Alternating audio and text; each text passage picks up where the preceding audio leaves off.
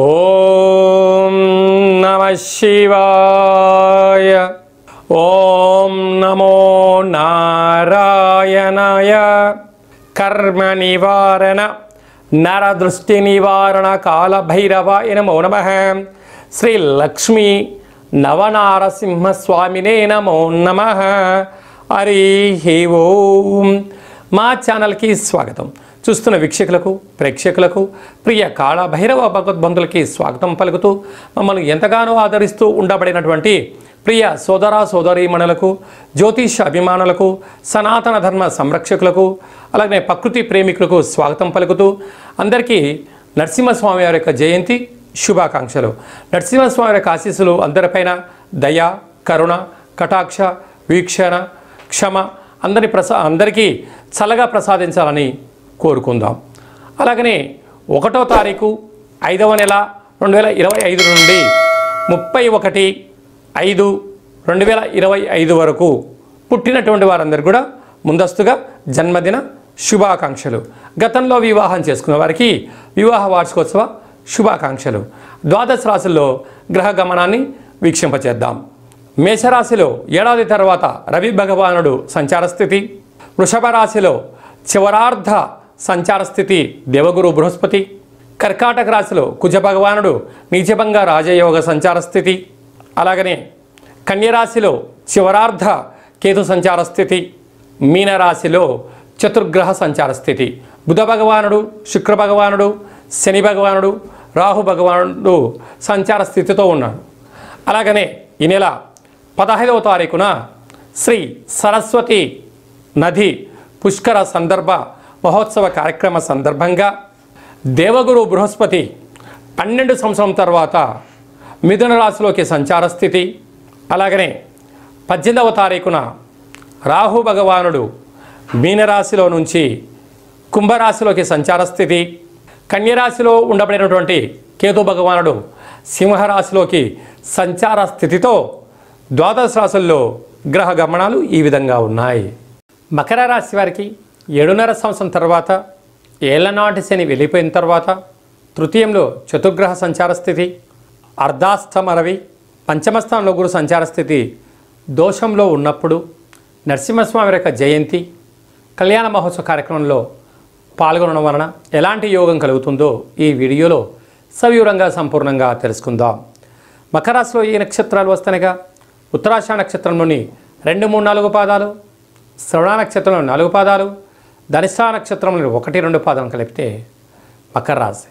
రాశాధిపతి శని భగవానుడు, 3వ స్థానంలో బుధుడు, శుక్రుడు, శని భగవానుడు, రాహు భగవానుడు సంచారం చేయడం వలన తల్లిదండ్రులతో, గురువులతో, అన్నదమ్ములతో, అక్కాచెల్లెలతో సఖ్యత చాలా అవసరమని చెప్పి గుర్తుపెట్టుకోగలగాలి. ఏడాది తర్వాత అర్ధాష్టమ రవి సంచార స్థితి ఉండడం వలన దూరావాయు జల ప్రయాణం చేసేటప్పుడు ఎన్నో జాగ్రత్తలు అవసరం. లేకపోతే అనేక రకాలమైనటువంటి ఇబ్బందికి మీకు మీరే అనారోగ్యము, దీర్ఘకాలిక వ్యాధులు వచ్చే పరిస్థితి చాలా అధికంగా ఉంటుందని చెప్పి గమనించాలి. సంతాన స్థానంలో గురు సంచార స్థితి ఉండడం వలన నూతనంగా వివాహమైన వారికి సంతాన యోగం, పిల్లల యొక్క చదువులు, అభివృద్ధి, అన్నింటా విజయం మకర రాశి వారికి సొంతం కాబోతుంది. సప్తమంలో కుజుడు సంచారం చేయడం వల్ల కుజదోష ప్రభావం కలగడం వల్ల రుణ సమస్యలు, రోగ సమస్యలు, దూరావాయు జల ప్రయాణంలో ఆటంకాలు పొంచి ఉన్నాయి.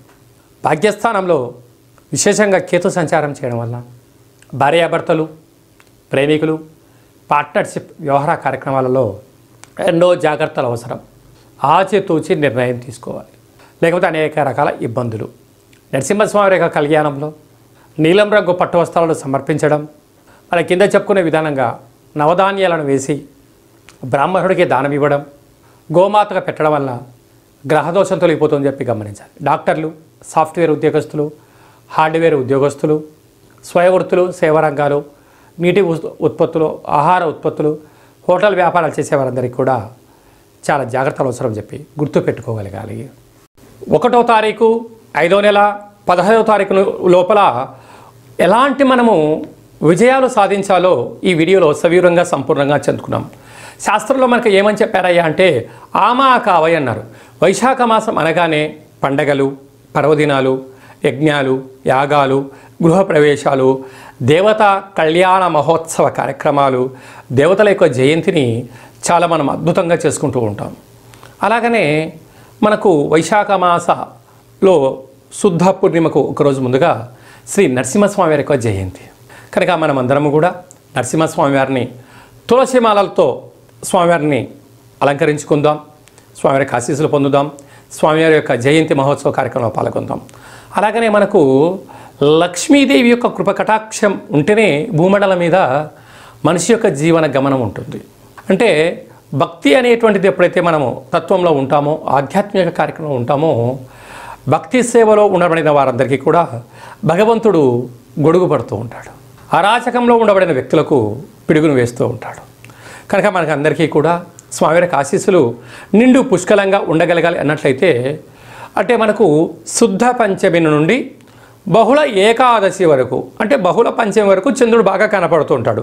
కొందరికి పరిస్థితి అనుకూలంగా లేని వారందరికీ కూడా ఓ చిన్న వెసులుబాటు కార్యక్రమం ఏమిటయ్యనగా, రాత్రిపూట చీకటి పడ్డాక చంద్రభగవానుడు వచ్చిన తర్వాత ఒక వెడలపాటి పాత్రలో ఒక గ్లాసు పచ్చిపాలు, ఆవు పాలు కానీ ఏ పాలైనా కూడా, ఆవు పాలు అయితే మరి శ్రేయోదాయకం, ఒక గ్లాసు పచ్చిపాలు, తెల్ల నువ్వులు, అటుకులు, నెయ్యి, చక్కెర, వీలైతే ముత్యము వేసి చంద్రభగవాను ఆ పాలల్లో దర్శించి ఒక 8 సార్లు కానీ ఒక 27 సార్లు కానీ ఓం శ్రీ మహాలక్ష్మీదేవ్యై నమః, ఓం శ్రీ నరసింహస్వామినే నమో నమః అనే మంత్రాన్ని స్మరించి మన మనసులో ఏదైతే కోరిక ఉందో కోరుకొని ఆ పాలను తీర్థంగా స్వీకరించగలిగితే, ఎందుకనగా దేవతలు, రాక్షసులు క్షీరసాగర మదనం చేసిన తర్వాత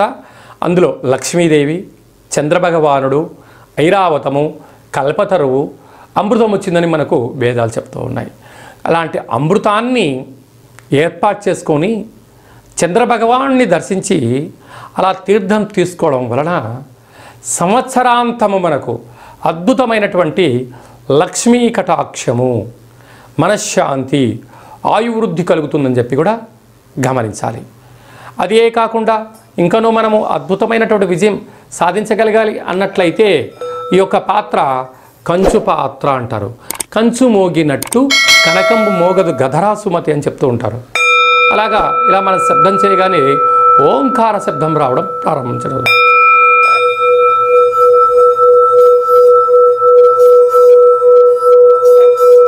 ఇలా ఓంకార శబ్దాన్ని సృష్టించడం వలన మనిషి శరీరంలో ఉండబడినటువంటి 7 చక్రాలు వికసించి ఇంట్లో ఉండబడినటువంటి దరిద్ర దేవత బయటికి వెళ్ళిపోయి లక్ష్మీదేవి యొక్క కటాక్షం కలిగి ఇల్లంతా సిరులతో కలకలలాడుతూ ఉంటుంది.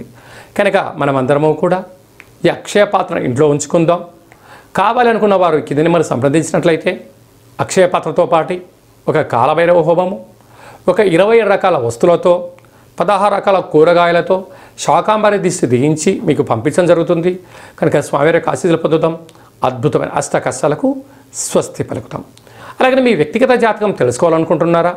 మీరు పుట్టినటువంటి తేదీ, నెల, సంవత్సరం, సమయం మీరు రాసి వాట్సాప్లో పంపించగలిగినట్లయితే 100 సంవత్సరాల జాతకాన్ని సవివరంగా సంపూర్ణంగా వ్రాసి పంపించి మీరు పుట్టినప్పుడు గ్రహ గమనాలు ఎలా ఉన్నాయి, ప్రస్తుతం ఎలా ఉంటున్నాయి, రాబోయే కాలం ఎలా ఉండబోతున్నాయో సవివరంగా సంపూర్ణంగా తెలియజేయడం జరుగుతుంది.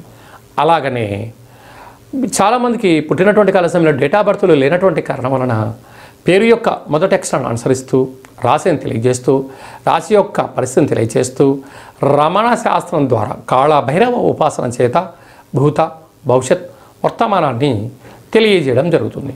కనుక ఆసక్తి గలవారు ఈ కింది నెంబర్ సంప్రదించి అపాయింట్మెంట్ తీసుకొని సంప్రదించగలరు. చాలామంది భార్యాభర్తలు తరచుగా గొడవ పడుతూ ఉంటారు. ఎందుకు గొడవ పడుతున్నారో ఒకసారి వాళ్ళకే తెలియని పరిస్థితి ఉంటుంది. జాతకంలో స్వల్పమైనటువంటి ఇబ్బందులు, గ్రహ దోషాలు, అలాంటప్పుడు వారిద్దరూ పాలు నీళ్ళలాగా కలిసేటువంటి సలహాలు, సూచనలు ఇవ్వడం జరుగుతుంటుంది.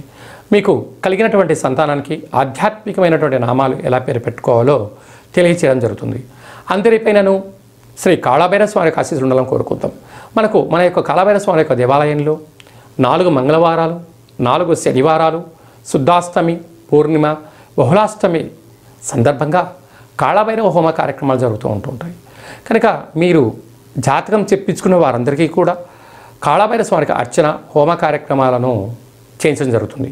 కనుక మనందరం కూడా స్వామిని స్మరిద్దాం, ధ్యానిద్దాం, అష్ట కష్టాలకు స్వస్తి పలుకుతాం, అష్టైశ్వర్యకి స్వాగతం పలుకుతాం. అందరికీ శుభం, జయం, లాభం కలగాలని కోరుకుంటూ ఆశీర్వచనం. ఓం శతమానం భవతి శతాయు పురుష సతేంద్రియ ఆయుష్యేవేంద్రియే ప్రతిష్టతి. ధనం ధాన్యం బహుపుత్రలాభం శత సంవత్సరం దీర్ఘమాయు. సర్వే జనా సుఖినో భవంతు, లోకా సమస్తా సుఖినో భవంతు. సర్వం శ్రీ నరసింహస్వామి దేవతార్పణమస్తు. హరి ఓం. ఈ వీడియో మీకు నచ్చినట్టయితే లైక్ చేయండి, షేర్ చేయండి, మా ఛానల్ని సబ్స్క్రైబ్ చేసుకోండి. ఆధ్యాత్మిక భక్తి సమాచారాన్ని భగవద్బంధువులకు, మిత్రులకు చేరవేయండి. శ్రీ నరసింహస్వామి ఆశీస్సులు పొందండి.